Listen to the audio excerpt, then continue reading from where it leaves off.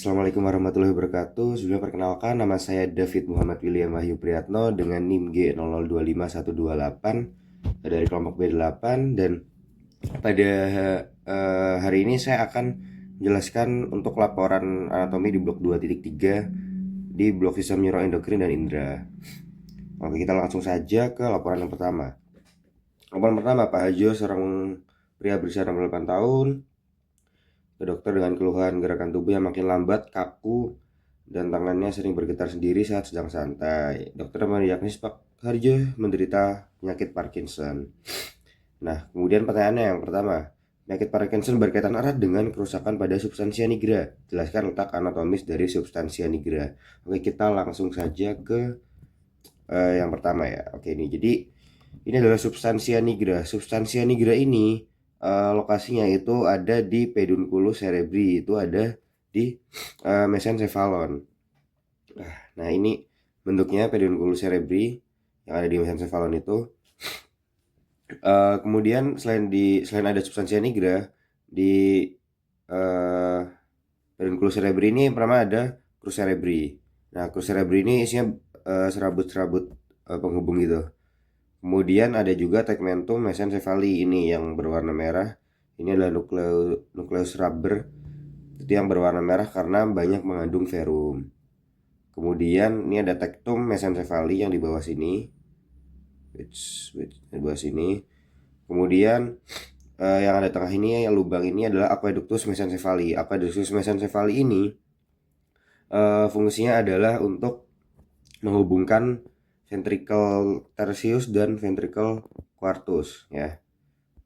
Kemudian yang ini ada fossa interpendicularis, di mana ini tempat keluarnya nervus 3 atau oculomotoris. Nah, kemudian ini adalah substansia nigra. Substansia nigra ini ada dua pars compacta yang hitam ini dan pars reticularis ini yang warna putih yang di sampingnya nih. Nah, pars compacta ini kenapa bisa hitam? Karena pada substansi nigra yang pars compacta, dia itu menghasilkan hormon dopamin, di mana salah satu hasil sampingan dari penghasilan hormon dopamin adalah hormon melanin, di mana hormon melanin itu yang menyebabkan warnanya menjadi hitam begitu. Nah, hormon dopamin ini fungsinya untuk gerakan halus ya. Jadi kalau ada kerusakan di substansi nigra ini seperti yang pada skenario, gerakannya jadi kasar. Maksudnya gerakan halus tuh gimana? Jadi misalkan nih bergerak seperti ini, itu nah kalau kayak gini tuh halus. Nah, kalau misalkan ada kerusakan di substansi nigra ini, kemudian penghasilan hormon dopaminnya terganggu, tuh akan terjadi penyakit Parkinson. Nah, bergetar seperti ini biasanya. Jadi kalau misal mau ngambil sesuatu gitu, tangannya bergetar karena gerakan halusnya tuh rusak gitu intinya. Nah, sedangkan kalau yang di pars reticulosa ini itu isinya adalah neuron yang tidak berpigmen begitu ya. Oke, itu salah yang pertama.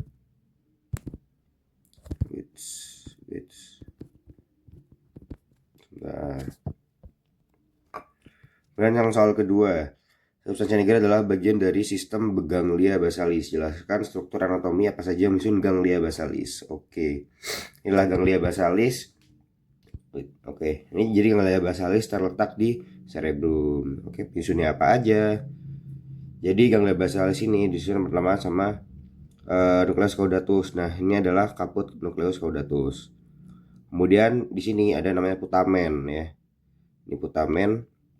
Kemudian nukleus caudatus yang dengan putamen itu membentuk striatum nih. Striatum, namanya striatum. Kemudian putamen ini dengan globus pallidus itu membentuk namanya nucleus lentiform.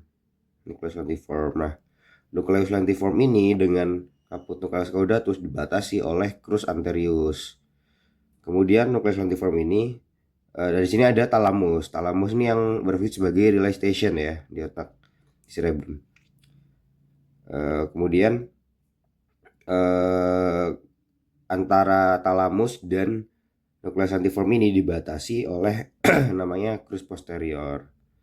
Nah, ini gambarannya gampangnya seperti ini ya. Ini adalah nukleus quadratus, kemudian ini ada putamen, ada nukleus pallidus ya kan nih. Ini kemudian lanjut sampai ke ini cauda nuclei, cauda tuh. Ini caudanya nih. Terus di bagian dalam sana ada corpus amygdaloideum dalam begitu. Itu untuk ganglia basalisnya. Kemudian kita lanjut ke substansi negara berada di area batang otak. Jelaskan secara berurutan anatomi menyusun batang otak atau trunkus encephalitis. Oke, jadi trunkus encephalitis atau trunkus cerebri atau biasa disebut dengan brainstem batang otak itu tersusun oleh mesencephalon. Tersusun oleh mesencephalon, pons faroli, pons dan medula oblongata. Ini adalah mesencephalon, kemudian ini pons, dan ini medula oblongata ya.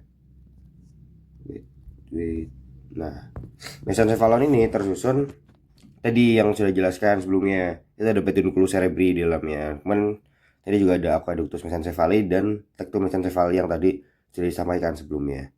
Kemudian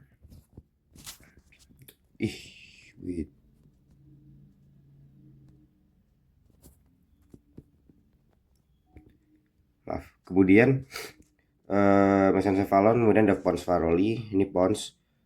Ini di pons ini ada pars basilaris sama pars segmentalis. Kemudian ada medula oblongata. Medula oblongata ini tersusun sama struktur eksterna dan struktur interna.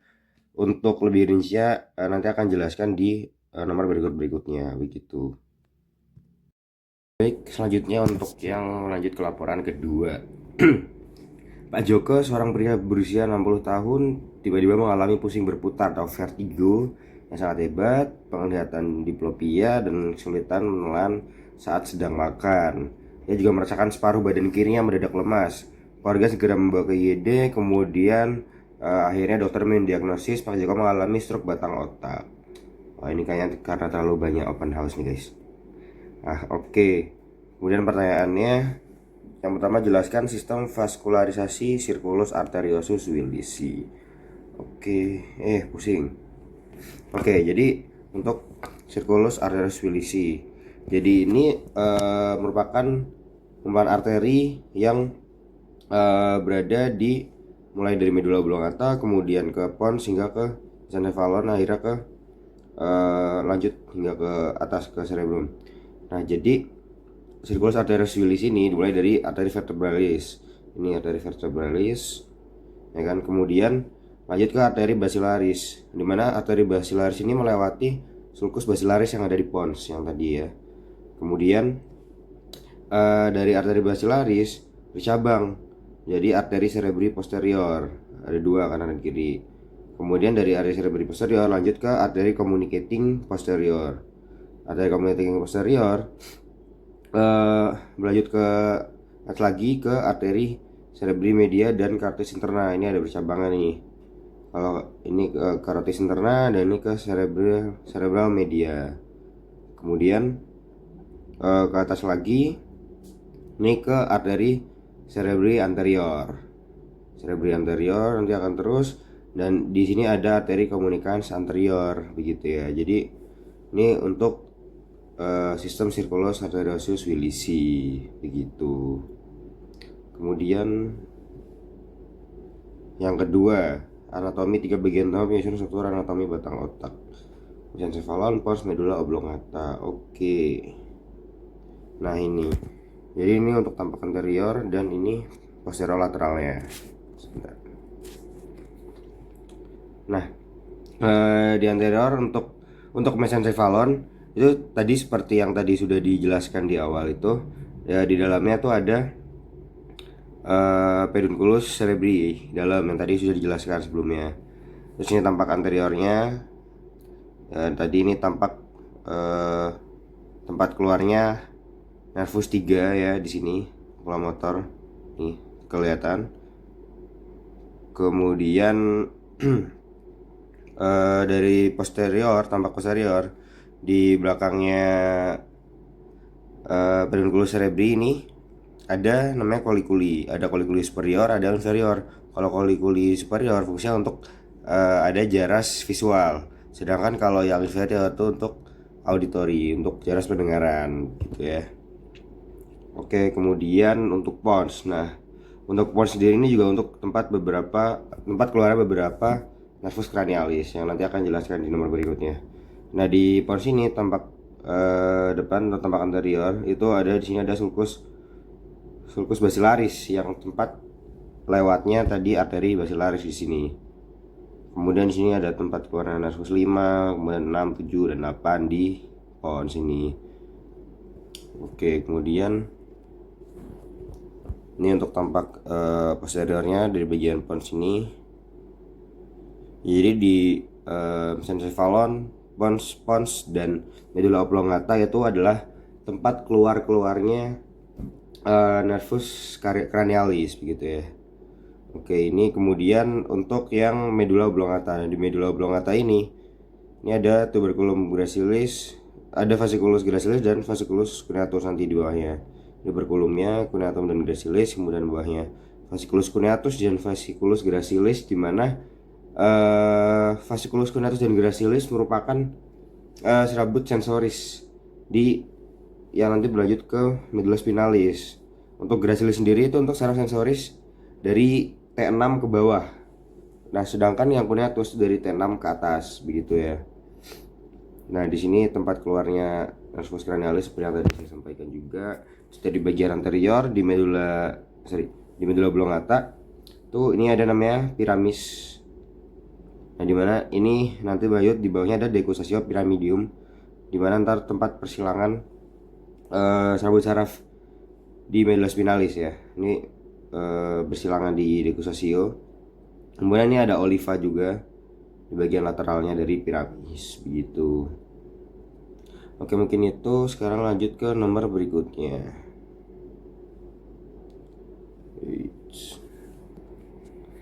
Gejala pada wajah dan mata Pak Joko terjadi karena gangguan pada saraf kranial.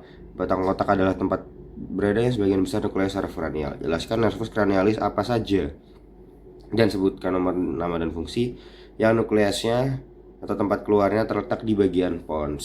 Oke. Jadi untuk di pons itu ada 4 nervus cranialis yang keluar. Tempat keluarnya 4 nervus cranialis. Ada nervus 5, 6, 7, 8. Nah, nervus 5 itu namanya nervus trigeminus, kemudian 6 abducens, kemudian 7 facialis dan 8 vestibulocochlearis. Nah, untuk nervus 5 sendiri atau trigeminus itu tempat keluarnya ada di brachium pontis. Brachium pontis di sini. Ini yang besar nih.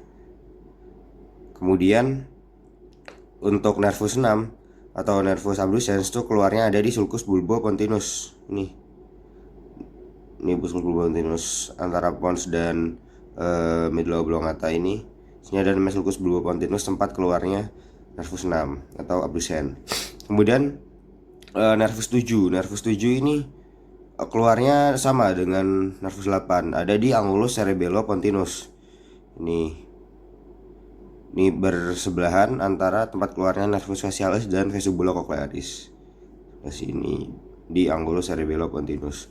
Kemudian fungsinya apa saja sih? Nah, untuk fungsinya sendiri, nervus 5 atau trigeminalnya adalah untuk sensorik di wajah. Wajah full gini tuh sensoriknya adalah menggunakan nervus trigeminus.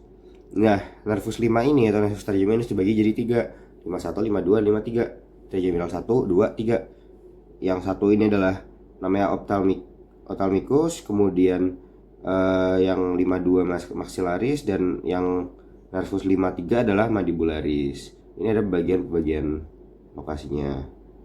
Ini ya, jadi sini gitu ya. Oke, itu nervus trigeminal. Kemudian lanjut ke nervus 6 atau nervus abducens. Jadi nervus abducens itu untuk otot di mata ya. Jadi untuk matanya itu melihat ke arah lateral. Jadi misal mata kiri ke arah sini. Nah, itu yang bekerja adalah nervus abducens yang merangsang otot di mata begitu. Kalau misalkan berarti ke gitu ya. Oke, kemudian itu nervus abducens, terus nervus 7 facialis. Nervus 7. Nah, nervus 7 ini untuk otot wajah, untuk motoriknya otot wajah, kemudian buat di step di otot di tulang step di dalam telinga, kemudian ini otot-otot di wajah ya, facialis ini untuk motoriknya. Kemudian nervus 8 vestibulocochlearis. Nah, nervus 8 ini untuk sensorik dari sistem vestibul, sistem pendengaran dan sistem keseimbangan begitu ya.